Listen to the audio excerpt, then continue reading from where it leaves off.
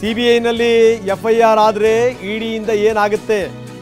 ಹಗರಣದಲ್ಲಿ ಹಣ ವರ್ಗಾವಣೆ, ಹವಾಲಾ ಆರೋಪ ಒಂದ ಎರಡ ಸುತ್ತಕೊಳ್ಳೋದು. ಇಡಿಗೆ ಸಿಬಿಐ ತಂಡ ಮಾಹಿತಿ ಕೊಟ್ಟಿತ್ತು. ಸಿಬಿಐ ಮಾಹಿತಿ ಅನ್ವಯ ಇಡಿ ದಾಳಿ ಮಾಡಿತು. ಪಿಎಂಎಲ್ಎ ಹಾಗೂ ಹವಾಲಾ ಹಣದ ಬಗ್ಗೆ ಇಡಿ ತನಿಖೆ ಮಾಡುತ್ತೆ. ಈ ಎರಡರಲ್ಲೂ ಕೂಡ ಬಂಧನಕ್ಕೆ ಅವಕಾಶ ಇದೆ. ಬೇಗ ಬೇಲ್ ಸಿಗಲ್ಲ. ಬಂಧನ ಆಯಿತು ಅಂದ್ರೆ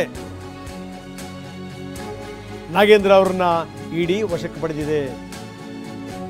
ಸಿಬಿಐನಲ್ಲಿ ಎಫ್ಐಆರ್ ಆಯಿತು ಅಂತಂದ್ರೆ ಇಡಿ ದಾಳಿ ಯಾಕಾಗುತ್ತೆ ಅದರ ವಿವರಗಳನ್ನು ನಾವು ನಿಮಗೆ ತೋರಿಸ್ತಾ ಇದ್ವಿ. ಮತ್ತೊಂದು ಸರಿ ಎಕ್ಸ್ಕ್ಲೂಸಿವ್ ದೃಶ್ಯಾವಳಿಗಳನ್ನು ಟಿವಿನ ನಿಮ್ಮ ಮುಂದೆ ಇಡ್ತಾ ಇದೆ.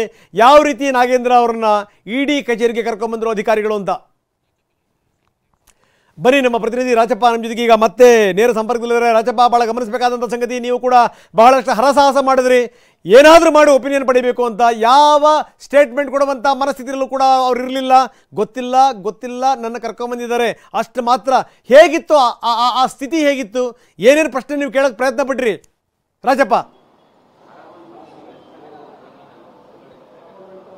ರಂಗನಾಥ್, ಅಂದ್ರೆ ನಾಗೇಂದ್ರ ಅವರ ಉತ್ತರ ಏನಾಗಿರುತ್ತೆ ಅನ್ನುವಂಥದ್ದು ಬಹುಶಃ ಮೊದಲೇ ಗೊತ್ತಿರುತ್ತೆ ನಮಗೆ. ಏನೂ ಗೊತ್ತಿಲ್ಲ, ಯಾಕೆ ಕರ್ಕೊಂಬಂದಿರೋ ಗೊತ್ತಿಲ್ಲ ಅನ್ನುವಂಥ ಉತ್ತರವನ್ನ ನೀಡ್ತಾರೆ ಅನ್ನುವಂಥ ಸಂಗತಿ ಬಹುಶಃ ಎಲ್ರಿಗೂ ಕೂಡ ಗೊತ್ತಿರುವಂಥ ವಿಚಾರ. ಅದೇ ಒಂದು ನಿಟ್ಟಿನಲ್ಲಿ ನನಗೇನು ಗೊತ್ತಿಲ್ಲ ಅನ್ನುವಂತಹ ಉತ್ತರವನ್ನ ಸದ್ಯಕ್ಕೆ ಇಡಿ ಕಚೇರಿಯ ಬಳಿಯಲ್ಲಿ ನಾಗೇಂದ್ರ ಹೇಳಿರುವಂಥದ್ದು. ಅಂದ್ರೆ 2 ದಿನಗಳ ಕಾಲ ಒಂದು ನಿರಂತರವಾದಂತಹ ಶೋಧದ ಬಳಿಕ ಇವತ್ತು ಬೆಳಿಗ್ಗೆ ಅವರನ್ನ ಇಡಿ ಅಧಿಕಾರಿಗಳು ಹೆಚ್ಚಿನ ವಿಚಾರಣೆಗೆ ವಶಕ್ಕೆ ಪಡೆದುಕೊಂಡಿರುವಂಥದ್ದು. ಅಂದ್ರೆ ಪ್ರಮುಖವಾಗಿ ಈ ಒಂದು ವಾಲ್ಮೀಕಿ ಹಗರಣದ ಬಹುಕೋಟಿ ಹಗರಣ ಪ್ರಕರಣ ಸಂಬಂಧಪಟ್ಟಂತೆ ನಾಗೇಂದ್ರ ಅವರಿಗೆ ಸಾಕಷ್ಟು ಪ್ರಶ್ನೆಗಳು ಕೂಡ ಇದಾವೆ. ಅಂದ್ರೆ ಏನು ಅಷ್ಟೆಲ್ಲ 94 ಕೋಟಿಯಷ್ಟು ಅವ್ಯವಹಾರ ಆಗಿದೆ. ಆದ್ರೆ ಅದೆಲ್ಲವೂ ಕೂಡ ಒಬ್ಬ ಸಚಿವರಿಗೆ, ಅಂದ್ರೆ ಸದ್ಯಕ್ಕೆ ಮಾಜಿ ಸಚಿವರಾಗಿದ್ರೆ ಆ ಸಚಿವರಾಗಿದ್ದ ಸಂದರ್ಭದಲ್ಲಿ ಅವರ ಗಮನಕ್ಕೆ ಬಂದಿಲ್ಲ. ಅವರ ಗಮನಕ್ಕೆ ಬರದೆ ಇಷ್ಟೆಲ್ಲ ಅವ್ಯವಹಾರ ಆಗತ್ತೆ ಅನ್ನೋದಾದ್ರೆ ಅವರ ಒಂದು ದಕ್ಷತೆ ಎಷ್ಟರ ಮಟ್ಟಿಗೆ ಇತ್ತು ಅನ್ನುವಂಥದ್ದು ಸಹಜವಾಗಿ ಮೂಡುವಂತಹ ಪ್ರಶ್ನೆ. ಅದೆಲ್ಲದರ ಜೊತೆಗೆ ಇಡಿ ಅಧಿಕಾರಿಗಳ ಮುಂದೆ ಅವರ ಆಪ್ತ ಸಹಕಾರಿಯಾಗಿದ್ದಂಥ ಹರೀಶ್ ಅವರು ಕೂಡ ಒಂದಿಷ್ಟು ಮಾತನ್ನ ಕೂಡ ಹೇಳಿರುವಂಥದ್ದು. ಅಂದ್ರೆ ಆಂಧ್ರದಲ್ಲಿರುವಂತಹ ಫಸ್ಟ್ ಫೈನಾನ್ಸ್ ಕೋಆಪರೇಟಿವ್ ಸೊಸೈಟಿ ಏನಿದೆ, ಅಲ್ಲಿಂದ ಮಧ್ಯವರ್ತಿಗಳು ಆಂಧ್ರದ ಕೆಲವೊಂದಿಷ್ಟು ಪಬ್, ಹೋಟೆಲ್ಗಳಿಗೆ ಹಣವನ್ನು ಕಳಿಸಿ ಅಲ್ಲಿಂದ ನಗದು ರೂಪದಲ್ಲಿ ಪಡೆದುಕೊಂಡ್ಬಂದು ನಾಗೇಂದ್ರ ಪರವಾಗಿ ಇಲ್ಲಿ ಹರೀಶ್ ಸ್ವೀಕಾರ ಮಾಡ್ಕೋತಿದ್ದ ಆ ಹಣ ಅನ್ನುವಂಥದ್ದು ಕೂಡ ಗೊತ್ತಿರುವಂಥದ್ದು.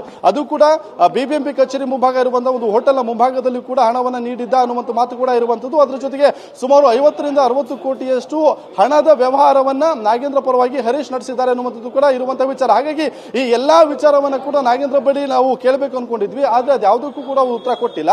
ಯಾಕೆ ಕರ್ಕೊಂಡ್ ಬಂದಿದಾರೋ ಗೊತ್ತಿಲ್ಲ, ಬಂದ್ರು ಮನೆ ಸರ್ಚ್ ಮಾಡಿದ್ರು, ಅದಾದ ನಂತರ ಇವತ್ತು ಕರ್ಕೊಂಡ್ ಬಂದಿದ್ದಾರೆ ಅನ್ನುವಂತಹ ಮಾತನ್ನ ಬಿಟ್ರೆ ಕೊನೆವರೆಗೂ ಇನ್ಯಾವುದೇ ರೀತಿಯಲ್ಲೂ ಕೂಡ ಮಾಹಿತಿಯನ್ನು ಕೂಡ ಅವರು ಹಂಚಿಕೊಂಡಿಲ್ಲ.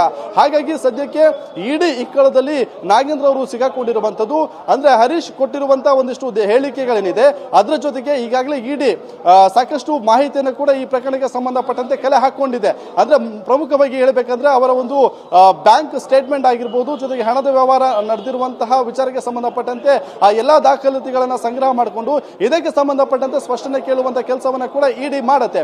ಇದೆಲ್ಲದರ ಜೊತೆಗೆ ಬ್ಯಾಂಕ್, ಯೂನಿಯನ್ ಬ್ಯಾಂಕ್ ನ ಸಿಬ್ಬಂದಿಗಳಾಗಿರ್ಬೋದು, ಜೊತೆಗೆ ವಾಲ್ಮೀಕಿ ನಿಗಮದಲ್ಲಿ ಕೆಲಸ ಮಾಡಿಕೊಂಡಿದ್ದಂತಹ ಮಾಜಿ MD ಆಗಿರ್ಬೋದು ಪದ್ಮನಾಭ, ಅದರ ಜೊತೆಗೆ ಅಕೌಂಟೆಂಟ್ ಪರಶುರಾಮ್ ಆಗಿರ್ಬೋದು, ಇವರೆಲ್ಲರೂ ಕೂಡ ಸೇರ್ಕೊಂಡು, ಹಾಗೆಯೇ ನಾಗೇಂದ್ರ ಅವರ ಆಪ್ತ ನೆಕ್ಕಂಟಿ ನಾಗರಾಜ್ ಏನಿದ್ದಾನೆ ಆತನ ಮೂಲಕವಾಗಿ ನಾಗೇಂದ್ರ ಇಷ್ಟೆಲ್ಲ ವ್ಯವಹಾರವನ್ನು ಮಾಡಿಸಿದ್ರು ಅನ್ನುವಂತ ಆರೋಪ ಕೂಡ ಇರುವಂತದ್ದು. ಆ ಎಲ್ಲಾ ವಿಚಾರಕ್ಕೆ ಸಂಬಂಧಪಟ್ಟಂತೆ ಅವರಿಂದ ಸ್ಪಷ್ಟನೆ ಕೇಳುವಂತ ಸಾಧ್ಯತೆ ಇದೆ. ಒಂದು ವೇಳೆ ಅವರು ಕೊಟ್ಟಂತ ಹೇಳಿಕೆಗೂ ಜೊತೆಗೆ ಸಿಕ್ಕಂತ ಎವಿಡೆನ್ಸ್ಗೂ ಮ್ಯಾಚ್ ಆಗದೇ ಇದ್ದಂತ ಸಂದರ್ಭದಲ್ಲಿ ಅವರನ್ನ ಬಂಧನ ಮಾಡಿ ಹೆಚ್ಚಿನ ವಿಚಾರಣೆ ಕೂಡ ಮಾಡುವಂತ ಸಾಧ್ಯತೆ ಇರುವಂತದ್ದು. ಹಾಗಾಗಿ ಸಂಜೆಯೊಳಗೆ ನಾಗೇಂದ್ರ ಅವರ ಭವಿಷ್ಯ ಏನಾಗುತ್ತೆ ಅನ್ನುವುದು ಸ್ಪಷ್ಟ ಆಗುತ್ತೆ. ಸಂಜೆವರೆಗೂ ಕೂಡ ಕಾಯ್ಬೇಕಾಗತ್ತೆ. ಯಾಕಂದ್ರೆ ಅವರ ವಿಚಾರಣೆ ಮಾಡಿ ಕಳಿಸ್ತಾರ, ಅದಾದ ನಂತರದಲ್ಲಿ ಅವರನ್ನ ಸಂಜೆ ಹೊತ್ತಿಗೆ ಏನಾದ್ರೂ ಅರೆಸ್ಟ್ ಮಾಡ್ಕೊಳ್ತಾರ ಅನ್ನುವಂಥದ್ದನ್ನ ನೋಡ್ಬೇಕಾಗತ್ತೆ. ರಂಗನಾಥ್, ಓಕೆ, ಧನ್ಯವಾದ ತಮ್ಮೆಲ್ಲ ಮಾಹಿತಿಗೆ.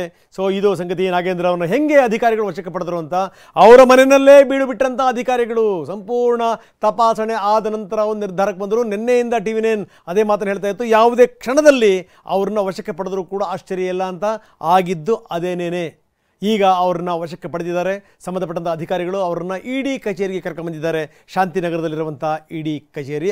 ಅಲ್ಲಿಂದ ನಮ್ಮ ಪ್ರತಿನಿಧಿ ಎಕ್ಸ್ಕ್ಲೂಸಿವ್ ದೃಶ್ಯಾವಳಿಗಳನ್ನು ನಿಮಗೆ ತೋರಿಸ್ತಾ ಇದ್ರು. ಜೊತೆಗೆ ಒಂದಿಷ್ಟು ಮಾತನಾಡಿಸುವಂಥ ಪ್ರಯತ್ನವನ್ನು ಕೂಡ ಅವರು ಮಾಡಿದರು.